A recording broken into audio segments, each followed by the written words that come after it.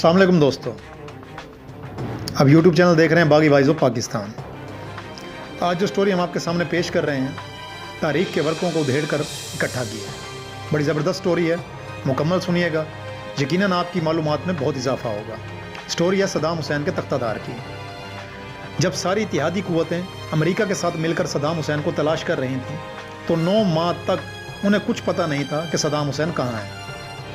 सद्दाम हुसैन की मालूमात देने वाले के लिए $25 मिलियन का इनाम मुकर्रर किया गया था। $2.5 करोड़ आज के हिसाब से यह रकम तकरीबन 4 अरब रुपए के लगभग शायद बनते हैं। 1 साल होने को आया था, मगर सद्दाम हुसैन नहीं मिल रहे थे। उनकी तलाश की अहमियत इसलिए ज़्यादा थी कि अमेरिकी फोर्सेस और नई इराकी गवर्नमेंट जो कि ईरानी ताउन से बनाई गई थी, वो ये उम्मीद लगाए बैठे थे कि सद्दाम हुसैन अपनी फ़ौज के साथ कहीं रूपोश हो गए हैं और वो बहुत जल्द बगदाद पर कब्ज़े के लिए अपने लश्कर के साथ वापस आएंगे। इस तासुर को ज़ाइल करने के लिए ये ज़रूरी था कि सद्दाम हुसैन पकड़े जाएं या मारे जाएं, ताकि इराक़ में नई इराकी इंतज़ामिया किसी बेयकीनी के साथ इंतज़ामात चला सके। सद्दाम हुसैन के खुफिया ठिकाने के बारे में किसी को कोई इल्म नहीं था।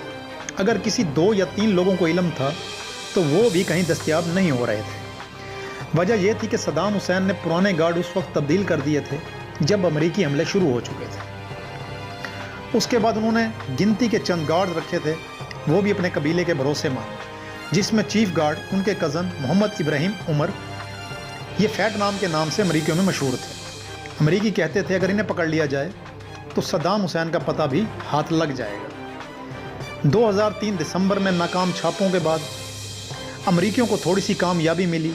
एक छापे के दौरान मुखबरी पर कुछ माहीगीर पकड़े गए, जिनमें से एक इब्राहिम उमर फैटमैन था। चुनाचा 12 दिसंबर की सर्द सुबह को इब्राहिम उमर को इन्वेस्टिगेशन के लिए हेडक्वार्टर लाया गया।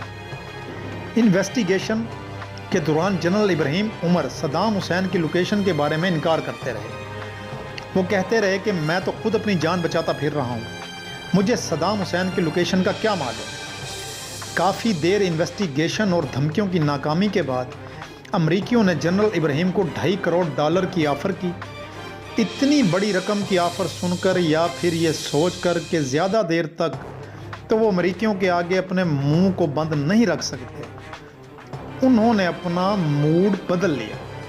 बकौल अमरीकी तफ्तीशकारों के उन्होंने जल्दी सब कुछ बताना शुरू कर दिया कि कुछ दिन से सद्दाम हुसैन कहाँ पनाह लिए हैं। कुछ दिनों से दोस्तों इसलिए कह रहे हैं कि सद्दाम हुसैन अपनी हाइड आउट मुसलसल तब्दील करते रहते थे। वो दरियाए दजला के किनारे छोटी सी कश्ती में सफ़र करते थे और रात के वक्त छोटी छोटी गलियों के रास्ते एक ठिकाने से दूसरे ठिकाने पर जाते थे। ऐसा करते वक्त उनके साथ 2 से 3 लोग होते थे, ताकि राज को कम से कम लोगों तक रखा जा सके। तो ये जनरल इब्राहिम उमर भी उन लोगों में से एक थे जिनको उनकी हर लोकेशन के बारे में इल्म था। इब्राहिम उमर की बताई हुई लोकेशन के मुताबिक सद्दाम हुसैन बगदाद से 175 किलोमीटर दूर दरियाए दजला के किनारे मौजूद थे। ये उनका आबाई इलाका था। तिकरीत से 10 किलोमीटर नीचे की तरफ बड़े से फार्म हाउस में उनका खुफिया ठिकाना था।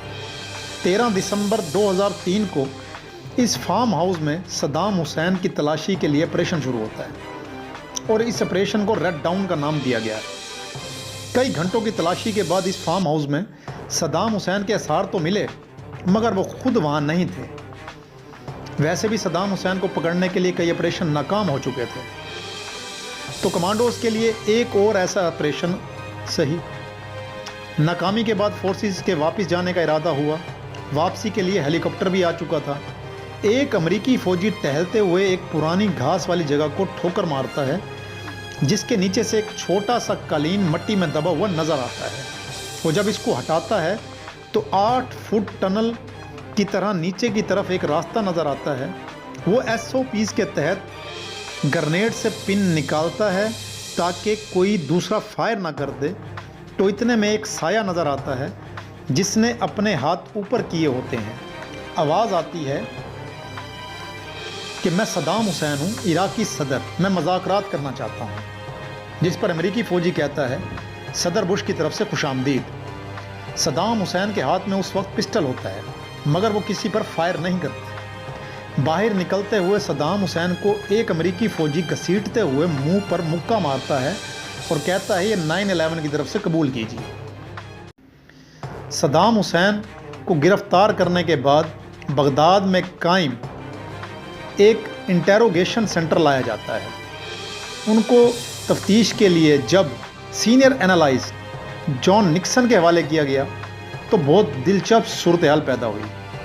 تو ان سے سی آئی اے کے ایک تفتیشی افسر نے پوچھا کہ کیا وہ واقعی صدام حسین ہیں یا ان کے باڈی ڈبل ہیں۔ اس نے یہ سوال اس لیے پوچھا تھا دوستو کہ صدام حسین نے کئی اپنے ہم شکل بنا رکھے تھے تاکہ ان کو پکڑنے والوں کو دھوکہ ہو سکے۔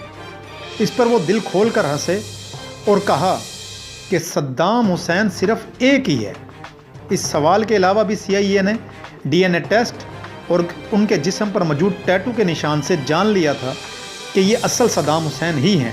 صدام حسین کے قبیلے کا ایک مخصوص ٹیٹو جو ان کی انگلیوں کے اوپر نیچے کہیں بنایا جاتا تھا موجود تھا۔ صدام حسین کی ٹانگ پر ایک زخم کا نشان بھی تھا جو 1959 میں انہیں اس وقت لگا تھا جب وہ عبد الکریم قاسم عراقی وزیر اعظم جو اس وقت تھے ان کا تختہ الٹنے اور ان کو قتل کرنے کی کوشش میں شریک ہوئے تھے۔ ستم ظریفی دیکھیے کہ صدام حسین اپنی جان بچانے کے لیے اس وقت بھی دریائے دجلہ کے کنارے اسی فارم ہاؤس میں روپوش ہوئے تھے۔ اس وقت وہ بچ گئے تھے، پر 4 دہائیوں بعد دجلہ نے صدام حسین سے وفا نہ کی۔ جان نکسن نے اپنی کتاب میں لکھا ہے کہ صدام حسین نئے ماحول میں اپنے آپ کو بہت جلد ایڈجسٹ کر لیتے تھے۔ ان کی گواہی کے مطابق گرفتاری کے بعد صدام حسین انٹیروگیشن سینٹر میں یوں پرسکون تھے جیسے وہ تفریح کے لیے ہفتہ وار یہاں آتے جاتے رہتے ہیں۔ بہرحال 3 سال کے مقدمے کے بعد صدام حسین کو سزائے موت سنا دی گئی۔ ان کے آخری لمحات اور آخری الفاظ بہت تاریخی اہمیت رکھتے ہیں کیونکہ ان الفاظ اور ان حرکات میں ایران اور عربوں کی صدیوں کی تاریخ سمجھی جا سکتی ہے۔ دسمبر 2006 میں جب دنیا بھر کے مسلمان عید الاضحیٰ کی تیاری کر رہے تھے تو ایک بریکنگ نیوز عالمی توجہ کی تیاری کر رہی تھی۔ خبر تھی صدام حسین سابق عراقی صدر کی۔ صدام حسین نے اپنے دور اقتدار میں ہر عید الاضحیٰ پر قیدیوں کو معاف کرنے کا فیصلہ کرتے تھے۔ جن قیدیوں کو صدارتی معافی مل جاتی تھی وہ عید کی رات اپنے اہل خانہ کے پاس پہنچ جاتے تھے۔ سزائے موت کے قیدی جو بقر عید کو اپنے گھروں کے دروازے نہیں کھڑکاتے تھے صبح ان کے اہل خانہ مردہ خانوں سے اپنے پیاروں کی لاشیں لے جاتے تھے۔ یہ رسم یا روایت صدام حسین نے ہی ڈالی تھی، لیکن اس رسم کو عام طور پر اچھا نہیں سمجھا جاتا تھا کہ ایک طرف تو مسلمان عید الاضحیٰ کی تیاری کر رہے ہوتے تھے تو کسی کے گھر میں غم کی خبر نہیں بھیجی جانی چاہیے تھی۔ تو اس وقت کے عراقی وزیر اعظم نور المالکی نے صدام حسین کی رسم انہی پر الٹائی۔ جب دنیا بھر کے مسلمان عید الاضحیٰ کی تیاری کر رہے تھے صبح کے وقت ان کو پھانسی دینے کا وقت مقرر کروایا۔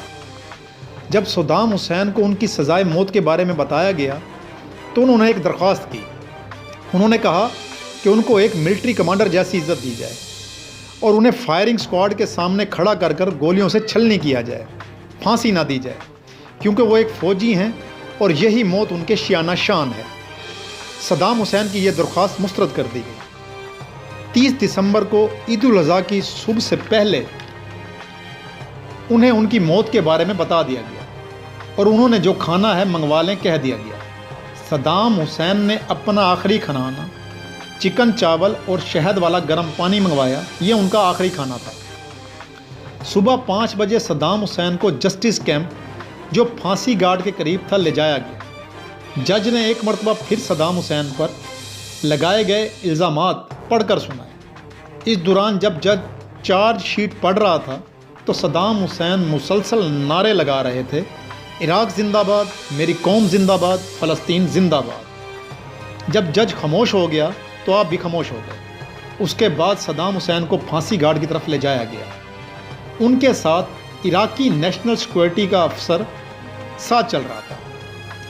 وہ ان کے اتنے قریب تھا کہ کندھے سے کندھا ٹکرا رہا تھا۔ اس نے صدام حسین سے پوچھا کیا آخری وقت میں آپ کو کوئی پچھتاوا یا خوف ہے؟ جس پر صدام حسین نے جواب دیا، میں ایک جنگجو ہوں، میری ساری زندگی لڑتے ہوئے گزری ہے، اس راستے کے لوگ ڈرا نہیں کرتے، اور منہ میں کچھ پڑنے لگے۔ لیکن مجمع سے ایسی آوازیں آئیں کہ آپ چونک گئے۔ لوگ مقتدا مقتدا کے نعرے لگا رہے تھے۔ مقتدا ایک ایرانی کمانڈر کا نام تھا، جس پر صدام حسین نے کہا کہ یہی ہے تمہاری مقتدا، یہی ہے تمہاری مردانگی۔ جو لوگ نعرے لگا رہے تھے ان میں سے کسی نے صدام حسین سے کہا تم جہنم میں جاؤ، جس پر صدام حسین نے اسے فوراً جواب دیا، جہنم یعنی تمہارا مطلب ہے آج کا عراق۔ یہ طنزیہ جملے بتا رہے تھے کہ صدام حسین نہ تو ہمت ہارے ہیں اور نہ ہی موت کے خوف میں مبتلا ہوئے ہیں۔ ضابطے کی مکمل کارروائی کے بعد جب جلاد نے ان کے چہرے پر کپڑا ڈالنا چاہا تو آپ نے جلاد کو منع کر دیا، جس پر جلاد نے انہیں سمجھایا کہ گردن کے گرد اگر موٹا کپڑا نہ ہو تو گردن کٹ بھی سکتی ہے۔ صدام حسین نے یہ بات کو سمجھتے ہوئے ہاں میں سر ہلایا، لیکن چہرے پر نقاب کی بجائے مفرل جو وہ اوڑھ کر آئے تھے گردن کے گرد لپیٹنے کو کہا۔ جلاد نے مفرل ان کی گردن پر لپیٹ دیا۔ صدام حسین کچھ قدم خود چل کر تختہ دار تک آئے۔ جلاد نے ان کے گلے میں رسی کا پھندا ڈال دیا۔ اب صرف تختہ کھینچا جانا تھا اور بس اتنا ہی وقت تھا ان کی زندگی اور موت کے درمیان۔ صدام حسین نے آخری وقت سے پہلے امریکہ اور ایران پر لام تان کیا۔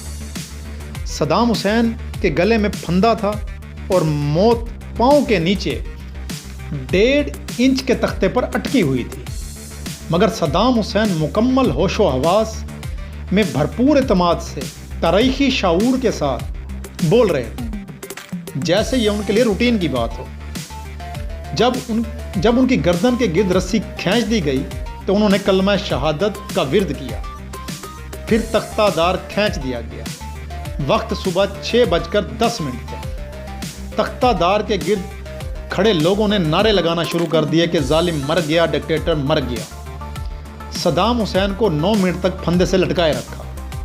صدام حسین کی تختہ دار پر موت اور ان کا اعتماد شاید کسی کو پتہ نہ چلتا اگر ان کی فوٹیج اور دوسری فوٹیج آواز کے ساتھ غیر سرکاری طور پر لیک نہ کی جاتی، اور اس فوٹیج نے مرتے ہوئے بھی صدام حسین کو ہیرو بنا دیا۔ بہرحال صدام حسین کے آخری الفاظ کے مطابق عراق 2006 تک واقعی جہنم بن چکا تھا۔ 2003 سے 2013 تک لاکھوں لوگ اس جنگ کی بھیڑ چڑھ گئے، اس میں امریکی بھی تھے اور عراقی بے گناہ بھی۔ لیکن ستم ظریفی دیکھیے کہ امریکہ نے جس نے ایٹمی ہتھیاروں کو لے کر عراق پر حملہ کیا تھا وہ کہیں نہیں ملے، جن کا جھوٹا بہانہ بنا کر عراق پر جنگ مسلط کی گئی تھی۔ مگر جارج بش سمیت عراق پر حملہ کرنے والے تمام اتحادیوں نے اس پر معافی نہیں مانگی۔ ہاں، امریکہ کا ایک اتحادی انگلینڈ، جس نے 6 جولائی 2016 کو ایک پریس کانفرنس میں کہا کہ ہماری انٹیلیجنس ایجنسیوں نے ہمیں غلط اطلاع دی عراق کے بارے میں، اور مجھے بہت پچھتاوا ہے، دکھ ہے امریکہ کے ساتھ تعاون پر امریکی حملے کے لیے۔ اب ٹونی بلیئر صاحب، آپ کے دکھ اور پچھتاوے سے لاکھوں جانیں تو واپس آ نہیں سکتے۔ ہاں، ایک بات ضرور ہے کہ امریکہ نے سعودیہ اور ایران کی مدد سے مڈل ایسٹ میں جہنم کا جو دروازہ کھولا تھا وہ آج تک بند نہیں ہوا۔ صدام حسین کہا کرتے تھے، جب تک میں زندہ ہوں عربوں، تم سکون سے سوتے رہو، میرے جانے کے بعد یہ سکون تم ڈھونڈو گے۔ آخر میں ایک اور بات بتاتا چلوں، عراقی میر جعفر یعنی ابراہیم عمر، جس نے جان بچانے کے لیے صدام حسین کی مخبری کی، اس کو $2.5 کروڑ CIA نے نہیں دیے۔ اسلام کو جتنا غداروں نے نقصان پہنچایا ہے اتنا کفار نے نہیں۔ ناظرین، اگر ہماری یہ سٹوری آپ کو پسند آئی ہے تو ایک کمنٹ ضرور دیجئے گا، اور ہاں، اگر آپ نے ابھی تک ہمارا چینل سبسکرائب نہیں کیا تو ہمارے چینل کو سبسکرائب کر دیں اور بیل آئیکن کو پریس کر دیں تاکہ ہماری آنے والی نئی ویڈیو آپ تک پہنچ سکے۔ شکریہ۔